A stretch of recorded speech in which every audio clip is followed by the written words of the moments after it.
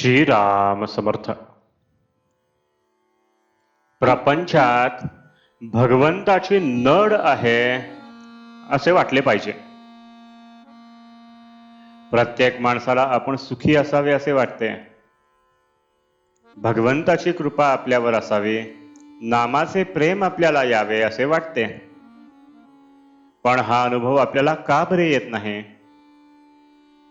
जगामध्ये पाहताना कुणी मनुष्य सुखी आहे, समाधानी आहे असे आपल्याला का बरे दिसत नाही?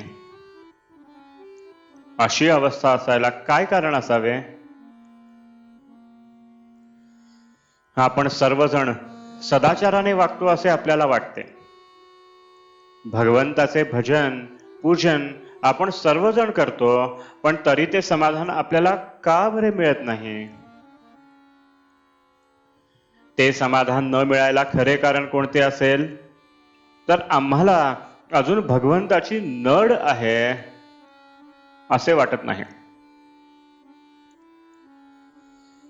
भगवंत नसेल तर माझे चालणार नाही, माझ्या समाधानाला त्याची अत्यंत गरज आहे असे आपल्याला मनापासून वाटतच नाही.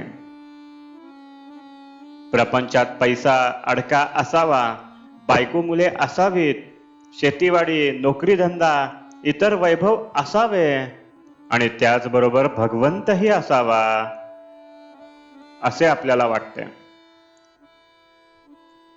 प्रपंचाची स्थिती कशीही असो, मला भगवंत हवाच असे आम्हाला तळमळीने मनापासून वाटत नाही.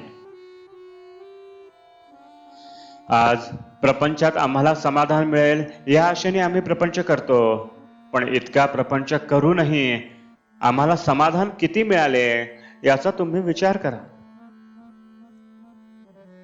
अगदी दूर एका डोंगरावर जाऊन बसा आणि लहानपणापासून आतापर्यंत केलेल्या खटाटोपात समाधान किती मिळाले याचा आढावा घ्या आणि निश्चयाने ठरवा की प्रपंचात मला किती सुख मिळाले.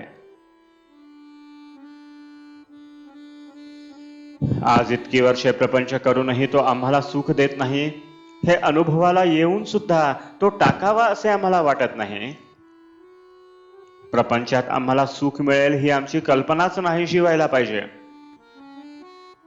प्रपंच आम्हाला शाश्वत समाधान देऊ शकत नाही हे एकदा निश्चयाने ठरले आणि हा निश्चय एकदा दृढ झाला म्हणजे मग भगवंताची गरज आम्हाला भासू लागेल आणि मग त्याच्या प्राप्तीसाठी आम्ही केलेल्या प्रयत्नाच्या आड जग परिस्थिती वगैरे काहीही येऊ शकणार नाही.